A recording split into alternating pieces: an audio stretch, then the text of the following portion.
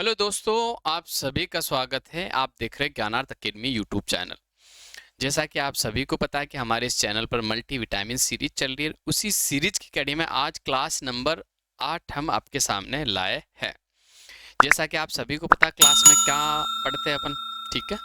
इससे पहले हम थोड़ी सी चर्चा कर ले। अगर आप हमारे इस चैनल पर नए हो तो हमारे चैनल को ज़रूर सब्सक्राइब कीजिएगा और लाइक भी करना और कमेंट भी करना। अगर आपकी कोई क्वेरी है तो कमेंट में ज़रूर लिखना।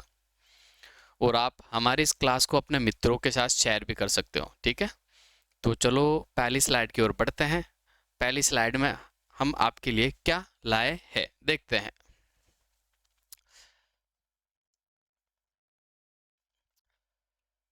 तो आज हम पढ़ने वाले राजस्थान रत्न अवार्ड 2022 जो कि किसे किसे दिया गया था और कौन से क्षेत्र से इनका संबंध है। इनका जो क्वेश्चन पूछा जाता है कि भाई इनका संबंध कौन से क्षेत्र से, ये भी पूछा जाता है। कभी कभी ये भी पूछा जाता है कि 2022 में आपको 4 एबीसीडी दे देंगे, 4 फैक्ट किनको नहीं दिया गया और किनको दिया गया, ये भी आपसे पूछा जा सकता है। इससे पहले थोड़ी अपन चर्चा कर ले भी। राजस्थान अवार्ड जो स्टार्ट हुआ था वो 2012 में स्टार्ट हुआ था, ठीक है। कब स्टार्ट हुआ था? 2012 में स्टार्ट हुआ था, ये आपको याद रखना, ठीक है। अगर मैं बात कर लूँ तो जैसे भारत का सर्वोच्च नागरिक पुरस्कार कौन सा, आप सभी को पता, भारत रत्न है। इसी तर्ज पर राजस्थान का जो सर्वोच्च पुरस्कार है वो राजस्थान रत्न अवार्ड है।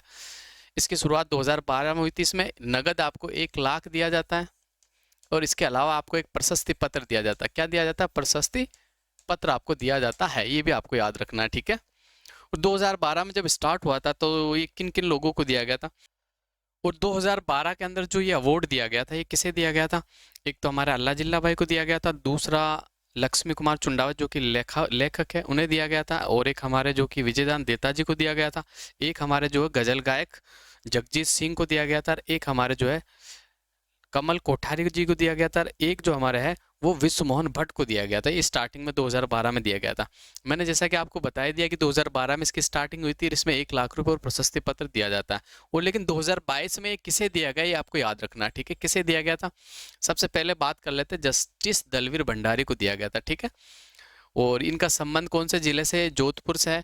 और ये जो है अंतर्राष्ट्रीय कोर्ट के अंदर न्यायाधीश है, ठीक है, ये भी आपको याद रखना। और उसके बाद बात कर ले तो जस्टिस RM लोढ़ा, इनका संबंध भी जोधपुर जिले से, ये पूर्व मुख्य न्यायाधीश है भारत के, CJI थे, ये भी आपको याद रखना। इसके अलावा अगली बात करते हैं तो लक्ष्मी निवास मित्तल जी को दिया गया था। इनका संबंध चूरू जिले से। देखो ये जिले जरूर आप याद रखना, शायद ये जिले से भी पूछ ले कि भाई लक्ष्मी निवास मित्तल का जो संबंध है वो किससे, तो कौन से जिले से, तो चूरू से आपको याद रखना, ठीक है। अनिल अग्रवाल का संबंध सीकर से, ये लक्ष्मी निवास मित्तल है, स्टील किंग है, ठीक है। अनिल अग्रवाल जो है ये वेदांता ग्रुप के चेयरमैन है, ठीक है, संस्थापक है, आपको याद रखना है। इसके अलावा बात करें अगली 5वें नंबर के जो है सिनकाफ निजाम, इनका संबंध भी जोधपुर से, प्रसिद्ध शायर और कवि है ये। और छठा जो दिया गया था वो केसरी चंद मालू को दिया गया था, इनका संबंध चूरू से, ये राजस्थान लोक संगीत से इनका संबंध है। अब देखो जस्टिस दलवीर भंडारी का संबंध जोधपुर से है, जस्टिस RM लोढ़ा का संबंध भी जोधपुर से है, और सिनकाफ निजाम का संबंध भी जोधपुर से, यानी जोधपुर से 3 हस्तियों को दिया गया था। इसके बाद बात कर ले तो 2 हस्तियां चूरू की थी, एक तो लक्ष्मी निवास मित्तल भी चूरू का है और केसरी चंद मालू भी चूरू का है, ठीक है। इसके अलावा बस अनिल अग्रवाल का जो संबंध है वो सीकर से है। तो ये आपको याद रखना, आने वाले जो भी आपके आगामी एग्जाम है निश्चित रूप से आपको ये सवाल एग्जाम में देखने को मिलेगा, और पहले भी ये बन चुका है, आगे भी बनेगा, ठीक है। नेक्स्ट अगली स्लाइड पे चलते हैं, देखते हैं अगली स्लाइड में क्या है। तो ये भी राजस्थान करंट अफेयर से, राजस्थान करंट अफेयर का पार्ट है जो भी मोस्ट इंपोर्टेंट है, जरूर बनेगा एग्जाम के अंदर। पानी पर सवार बिजली, उदयपुर में तैरता हुआ प्रदेश का पहला सोलर प्लांट, ये आपको याद रखना है भाई, ठीक है। इसके अंदर इंपॉर्टेंट क्या है कि उदयपुर में प्रदेश, पूरे राजस्थान का जो पहला फ्लोटिंग सोलर प्लांट है वो उदयपुर में स्थापित किया गया, ठीक है। और आपको जगह याद रखनी, कौन सी जगह किया गया भाई? दरोली माइंस में स्थापित किया गया। कहाँ स्थापित किया? दरोली माइंस में स्थापित किया गया है, ये भी आपको याद रखना। एक साल में कितनी बिजली पैदा करेगा, बस ये आपको याद रखना, 15 लाख यूनिट बिजली पैदा करेगा, बस ये इंपॉर्टेंट आपके लिए। फिर नेक्स्ट स्लाइड की ओर चलते हैं। नेक्स्ट स्लाइड में क्या लाए हम? तो ये राजस्थान ज्योग्राफी का पार्ट पढ़ेंगे। देखो आपको ये त्रिवेणी संगम है जो अक्सर एग्जाम में पूछा ही जाता है, तो आज ये त्रिवेणी संगम अपने याद करेंगे। तो बात कर लेते हैं सबसे पहले संगम बेणेश्वर। बेणेश्वर के अंदर देखो कौन कौन सी नदियां मिलती है आपको याद रखना। बेणेश्वर धाम के अंदर, बेणेश्वर धाम का जो मेला, पहला आप याद रखना, बेणेश्वर मेला लगता कब? ये माघ पूर्णिमा को लगता है, ठीक है, आपको याद रखना। और ये एक बार ये सवाल पूछा गया था अपने टेक्निकल हेल्पर जो विद्युत विभाग के जो एग्जाम हुआ था उसमें पूछा गया कि बेणेश्वर धाम का मेला कौन से स्थान पे लगता है, तो जो मेन स्थान है ना वो नवा टापरा, ये भी आपको याद रखना। कौन सा है? नवा टापरा, यह लगता है, ठीक है। और ये आदिवासियों का कुंभ कहलाता है ये मेला, ये भी आपको याद रखना। और ये कौन सी नदियों के संगम पे लगता है ये आपको याद रखना। देखो, माही, सोम और जाखम नदियों के संगम पर ये बेणेश्वर धाम यानी संगम स्थित है। कौन से जिले में? तो डूंगरपुर में, ये भी आपको याद रखना। अगली बात कर लेते हैं बिगोद मांडलगढ़ की। ये हाल ही के अंदर देखो स्कूल लेक्चरर का जो एग्जाम हुआ था, संस्कृत एजुकेशन वाला, संस्कृत एजुकेशन डिपार्टमेंट वाला, सेकंड ग्रेड का जो एग्जाम था और स्कूल लेक्चरर का जो एग्जाम था, उसमें बिगोद वाला पूछा गया था कि भाई बिगोद मांडलगढ़ में कौन सी नदियों का संगम होता है। एक तो बनास होती है, एक बेड़च होती है, एक मैनाल होती है। ये हूबहू जो तीनों संगम है ना, ये पटवार एग्जाम 2016 में भी एग्जाम आया था, ठीक है, ये भी आपको याद रखना। और ये बिगोद जो मांडलगढ़ पड़ता है ये भीलवाड़ा में पड़ता है, ये भी आपको याद रखना। अगले संगम की बात कर ले तो रामेश्वर, ये पड़ता कहाँ है? ये सबसे पहले आपको पता होनी चाहिए, सवाई माधोपुर में पड़ता है। कहाँ पड़ता है? सवाई माधोपुर में पड़ता है। कौन सी तीन नदियों का संगम होता है यहाँ पे? एक तो चंबल नदी होगी, बनास नदी होगी, सीप नदी होगी, ये आपको याद रखना है। नेक्स्ट अगली स्लाइड पे देखते हैं, अगली स्लाइड पे क्या है। आज अपन बात करेंगे अगली स्लाइड में कि जो अपने जो राष्ट्रीय अभ्यारण्य है वो कौन सी नदी के किनारे स्थित है। ये भी सवाल अक्सर बनता ही है, ठीक है। तो राष्ट्रीय चंबल घड़ियाल अभ्यारण्य जो चंबल नदी के किनारे है, अभी कौन सी नदी के किनारे? चंबल नदी के किनारे। और जवाहर सागर, ये थोड़ा टाइपिंग में हमारे गलती हो गई है, ये जवाहर नहीं है, जवाहर सागर है, ठीक है। जवाहर सागर अभ्यारण्य ये भी चंबल नदी के किनारे स्थित है। शेरगढ़ अभ्यारण्य ये परवन नदी के किनारे, ये सवाल एग्जाम में बना हुआ है। ये 2 या 3 बार आरएसएस बोर्ड द्वारा पूछा हुआ सवाल है कि शेरगढ़ अभ्यारण्य कौन सी नदी के किनारे स्थित है, या शेरगढ़ अभ्यारण्य के पास से कौन सी नदी गुजरती है। बस्सी अभ्यारण्य की बात कर ले तो ये चित्तौड़गढ़ में पड़ता है अपना, और शेरगढ़ अभ्यारण्य जो अपना 12 में पड़ता है, ये भी आपको याद रखना, ठीक है। बस्सी अभ्यारण्य चित्तौड़गढ़ में पड़ता है, ये ओरोई और बामनी नदियों के किनारे पे स्थित है, ये भी आपको याद रखना, ठीक है। भैंसरोडगढ़ की बात कर ले तो चंबल और बामनी नदी के किनारे, ये भी सवाल पूछा हुआ है, ठीक है। और फुलवारी की नाल की बात करें तो ये उदयपुर में पड़ता है भाई, ये अभ्यारण्य कहाँ पड़ता है? उदयपुर में। बड़ा इंपॉर्टेंट, सीधा सीधा ही छपा था कि फुलवारी का नाल कौन से जिले में स्थित है अभ्यारण्य, तो उदयपुर में स्थित है। मानसी, वाकल और सोम नदी जो है ये इसके किनारे स्थित है, ठीक है, ये भी आपको याद रखना है। नेक्स्ट अगली स्लाइड की बात करते हैं, अगली स्लाइड में क्या है। तो जो दुर्ग जो है ना वो नदियों के, कौन सी नदियों के किनारे बने हुए, ये भी आज इसी स्लाइड में अपन पूरा कर लेंगे, इसी क्लास में इसको पूरा करने वाले। गागरोन का किला जो कई बार पूछा, आहू और काली सिंध नदी के संगम पे स्थित है, आपको याद रखना। आहू और काली सिंध नदी के संगम पे स्थित है कौन सा? गागरोन का किला। और जी राजस्थान का जो गागरोन का किला ना, इसने 8वीं सदी में इसको डोड परमारों ने बनवाया था, ये आपको याद रखना। किसने बनवाया था भाई? डोड परमारों ने, ठीक है। डोड परमार जो शासक थे उनने बनवाया था। दूसरी अपन बात कर लेते हैं गागरोन, ये जल दुर्ग की श्रेणी में आता है। कई बार एग्जाम में पूछा है कि राजस्थान का कौन सा दुर्ग जल दुर्ग की श्रेणी में आता है, तो ये गागरोन का जो किला है जल दुर्ग की श्रेणी में आता है। नेक्स्ट अगली बात कर लेते हैं बसरोडगढ़ दुर्ग, ये चंबल और बामनी नदियों के संगम पे स्थित है। कहाँ स्थित है? तो ये चित्तौड़गढ़ में स्थित है, ठीक है, ये आपको याद रखना है। और इस दुर्ग का जो निर्माण करवाया था वो 2 व्यापारी ने करवाया था। एकमात्र राजस्थान का ऐसा दुर्ग है जिसका निर्माण व्यापारियों ने करवाया था। एक तो भैंसा शाह, एक रोड़ा शाह, 2 व्यापारी थे।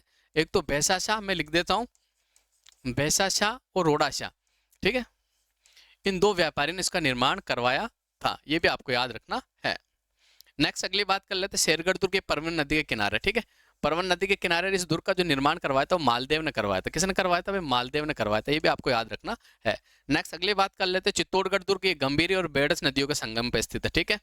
और इसका जो निर्माण है 7वीं शताब्दी में चित्रांगद मौर्य ने करवाया था, ये भी आपको याद रखना। किसने करवाया था? चित्रांगद मौर्य ने। इसके बाद अगली बात करते हैं सुवर्णगिरी, ये सूखड़ी नदी पर है। कौन सी नदी पे अभी? सुवर्णगिरी जो दुर्ग है अपना सूखड़ी नदी पर, कौन से जिले में पड़ता है? ये जालोर में पड़ता है। कहाँ पड़ता है? जालोर में पड़ता है, ये भी आपको याद रखना, ठीक है। तो अगली स्लाइड की ओर बढ़ते हैं, अगली स्लाइड में क्या है। देखो राजस्थान इतिहास से आज हम बात करेंगे रावल तेज सिंह की। रावल तेज सिंह के कार्यकाल के अंदर जो भी मेवाड़ के अंदर जो कार्य हुए थे उनके बारे में अपन चर्चा करेंगे। इसके अलावा जो रावल तेज सिंह है उनकी उपाधियों की और उनके जो युद्ध वगैरह हुए थे उनके बारे में अपन बात करने वाले हैं। तो रावल तेज सिंह का जो रूलिंग पीरियड था सबसे पहले आपको ये याद रखना, मोस्ट इंपॉर्टेंट एग्जाम। आजकल एग्जामिनर सीधा ही रूलिंग पीरियड्स पूछता है, ठीक है, कि महाराणा प्रताप का कार्यकाल बताइए, ठीक है, राणा सांगा का कार्यकाल बताइए, राणा कुंभा का कार्यकाल बताइए, ठीक है, एग्जाम में बने हुए सवाल है। तो आप थोड़े कार्यकाल को भी बिल्कुल अपने दिमाग में रखें। तो रावल तेज सिंह का जो कार्यकाल था वो 1253 से 1273 तक था, ठीक है, आपको याद रखना। और कई किताबों में 1250 भी आता है, ठीक है, 1250 से 1273 भी है ये। तो जयतर सिंह के बाद उसका पुत्र तेज सिंह, यानी जयतर सिंह के पिता का, जो तेज सिंह के पिता का नाम था वो जयतर सिंह था, मेवाड़ का अधिपति बना। इसने परम भट्टारक, कौन कौन सी उपाधि थी ये भी आपको याद रखना है। एक तो परम भट्टारक उपाधि होगी, महाराजा धीराज की उपाधि होगी और परमेश्वर आदि की उपाधि धारण की थी। इसके समय गागसा अभिलेख, ये इंपॉर्टेंट है कि गागसा अभिलेख का संबंध मेवाड़ के कौन से शासक थे, तो आपको याद रखना है कि गागसा अभिलेख का जो संबंध है वो रावल तेज सिंह से। किससे है? रावल तेज सिंह से। दूसरा ये पूछा जाएगा कि गागसा अभिलेख का संबंध कौन से जिले से है, तो आप बता सकते हो उदयपुर मेवाड़, ठीक है। इसके पुत्र पदम सिंह के समय चीरवा अभिलेख से ज्ञात होता है कि इसके पिता जैत्र सिंह ने तुर्की सेनाओं को खदेड़ा था। ये भी इंपॉर्टेंट सवाल बनता है, ठीक है, अच्छे एग्जाम्स के अंदर, कि चीरवा अभिलेख से पता चलता है कि जो तुर्की सेना थी, तुर्की सेना को खदेड़ा था किसने? रावल तेज सिंह के पिता जैत्र सिंह ने। तेज सिंह के शासनकाल में दिल्ली के तुर्क सुल्तान बलबन, जो कि 1253 व 54 में लगभग रणथंबोर, बूंदी और चित्तौड़ पर आक्रमण किया था, जिसे तेज सिंह ने सफलतापूर्वक वापस धकेल दिया था। ये भी आप याद रखना, ठीक है। सवाल क्या बनेगा कि रावल तेज सिंह के काल में दिल्ली के किस शासक ने आक्रमण किया था, ये आपको याद रखना। तो दिल्ली के जो उस समय शासक थे वो कौन थे? सुल्तान बलबन था, ये आपको याद रखना, ठीक है। अगली बात करते हैं कि तेज सिंह के समय धोकला के बघेल शासक वीर धवल का आक्रमण हुआ था 1260 में, मेवाड़ पर हुआ था, ये भी याद रखना, ठीक है, जिसमें चित्तौड़ के तलारक शेम के पुत्र रतन और मेवाड़ के प्रधान भीम सिंह वीर गति को प्राप्त हुए थे। ये भी आपको याद रखना है। तेज सिंह ने वीर धवल की सेना को खदेड़ दिया था और इसने, देखो कितनी बड़ी उपाधि है, ये उपाधि एग्जाम में पूछी भी गई है, उमापति वल्लभ प्रौढ़ प्रताप। कितनी बड़ी उपाधि है, लगभग 12-15 शब्द तो इसी उपाधि में छुपे हुए आपके, तो आपको याद भी रखना है, बड़ी लंबी उपाधि है तो एग्जाम में पूछी भी जा सकती है। क्या उपाधि ली थी? उमापति वल्लभ प्रौढ़ प्रताप की उपाधि धारण की थी। इसके बाद आगे बात करते हैं, तो इसके काल में 1261 ईस्वी में आहड़ में श्रावण प्रतिक्रमण सूत्र चूर्णी नामक ग्रंथ की रचना हुई। कई बार एग्जाम में पूछा हुआ है कि श्रावण प्रतिक्रमण सूत्र चूर्णी जो नामक ग्रंथ है, चित्र ग्रंथ है ये, तो ये किसके काल के अंदर इनकी जो रचना हुई थी? तो रावल तेज सिंह के काल में इनकी रचना हुई थी, याद रखना आपको, ठीक है। तेज सिंह के काल में इस ग्रंथ की रचना हुई थी। इसके काल में कला व साहित्य का उन्नत का गोतक भी था। तेज सिंह के बाद उनका पुत्र समर सिंह मेवाड़ का शासक बना। नेक्स्ट अगली स्लाइड में देखते हैं क्या है। तो आज हम राजस्थान जो कला एवं संस्कृति है उसके बारे में, राजस्थान की जो हवेलियां है ना उनको अपन याद करने वाले हैं। मैं जो मुख्य मुख्य हवेलियां जो एग्जाम में पूछी जा सकती है वो आपके सामने लाया हूँ, और जो एग्जाम में बनी हुई वो हवेलियां में हम डिस्कस करने वाले हैं। एग्जाम में अक्सर क्या पूछा जाता है कि बस यही पूछा जाता है कौन सी हवेली कहाँ है और उसका निर्माण किसने करवाया है, इससे ज्यादा कुछ नहीं पूछा जाता, ठीक है। तो आज हम पढ़ेंगे राजस्थान की प्रमुख हवेलियां। तो चूरू की हवेलियां जो है, देखो चूरू के अंदर जो जो हवेलियां वो सारी हवेलियां मैं आपके सामने लाया हूँ, ठीक है। सुराणों के हवा महल, ठीक है, सुराणों के जो हवा महल है, जो हवेली है सुराणों की हवेली है चूरू के अंदर, ये 6 मंजिला हवेली है सुराणों की हवेली, जिसमें 1100 दरवाजे एवं खिड़कियां हैं, ये भी आपको याद रखना। रामविलास गोयनका की हवेली चूरू के अंदर है। माल जी का कमरा चूरू में है। मंत्रियों की मोटी हवेली ये भी चूरू में, जिसे हवा महल भी कहा जाता है। कोठारी हवेली चूरू के अंदर। खेमका और पार्को की हवेली चूरू के अंदर। दानचंद चोपड़ा की हवेली चूरू के अंदर। दानचंद चोपड़ा की हवेली पटवार प्री एग्जाम 2016 में पूछा हुआ सवाल है, आपको याद रखना है। इसके अलावा ये सेकंड ग्रेड में भी पूछा गया था, दानचंद चोपड़ा की हवेली का स्थित है, तो आपको याद रखना मोस्ट इंपोर्टेंट हवेली है ये, दानचंद चोपड़ा की हवेली चूरू के अंदर, आपको याद रखना है। और एक कन्हैयालाल वाघेला की हवेली की बात कर लेते, ये भी चूरू में पड़ती है आपके, ठीक है। तो नेक्स्ट अगली स्लाइड की ओर बढ़ते हैं। अगली स्लाइड में क्या है, तो आज अपन नवलगढ़ की जो हवेलियां है उनके बारे में पढ़ने वाला है। नवलगढ़ को एक तो शेखावटी की स्वर्ण नगरी भी कहा जाता है, ये आपको याद रखना, ठीक है। जीवराज जी की हवेली, रूप निवास जी की हवेली, जालान हवेली, पोद्दार हवेली, एग्जाम में बना हुआ है, ये हवेली एग्जाम में पूछी हुई। भगेरिया की हवेली, भक्तों की हवेली, 8 हवेली कॉम्प्लेक्स, और भगेरिया की हवेली, भगोरिया की हवेली अलग है, भगेरियों की हवेली अलग, और चौखानी परिवार की हवेली, जितनी भी सारी हवेलियां ये नवलगढ़ है, नवलगढ़ में स्थित है, ये भी आपको याद रखना है, ठीक है। ये रूप निवास हवेली ये भी पूछी हुई है, ठीक है। इसमें जो इंपॉर्टेंट तो रूप निवास हो गया अपनी, ये पोदारों की हवेली होगी, इसके अलावा भगेरियों की हवेली और भक्तों की हवेली इंपॉर्टेंट, ये आपको याद रखना है कि ये नवलगढ़ में स्थित है। नेक्स्ट अगली स्लाइड की बात करते हैं। अगली स्लाइड में क्या है, तो लक्ष्मणगढ़ की जो हवेलियां उनके बारे में अपन पढ़ेंगे कि लक्ष्मणगढ़ में कौन कौन सी हवेलियां, ठीक है। सबसे पहले बात करते हैं गनेडिया जी की जो हवेली है लक्ष्मणगढ़ के अंदर है, ठीक है। और सनवत राम चौखानी की हवेली ये भी आपके लक्ष्मणगढ़ में स्थित है। शिव नारायण मिर्जामल कायला की हवेली ये भी लक्ष्मणगढ़ में स्थित है। बाल मुकुंद बंसीधर राठी की हवेली जो है वो भी अपनी लक्ष्मणगढ़ में है। और जवाहरमल पंसारी की हवेली ये भी लक्ष्मणगढ़ में। रामविलास सांगरिया की हवेली ये भी लक्ष्मणगढ़ में। केशव देव सराफ की हवेली ये भी लक्ष्मणगढ़ में। मुल्तान चंदकेडिया की हवेली, ये भी लक्ष्मणगढ़ में। शिकारिया भवन, ये भी आपका पूछा जा सकता है, इंपॉर्टेंट है, तो ये भी लक्ष्मणगढ़ में है। और जिजोड़िया की जो हवेली है ये भी लक्ष्मणगढ़ के अंदर स्थित। तोलाराम परशुराम पुरिया की हवेली, ये भी आपके लक्ष्मणगढ़ में स्थित है। तो नेक्स्ट अगली स्लाइड में देखते हैं क्या है। तो जोधपुर की जो प्रमुख हवेली है उसके बारे में अपन पढ़ने वाले हैं, ठीक है।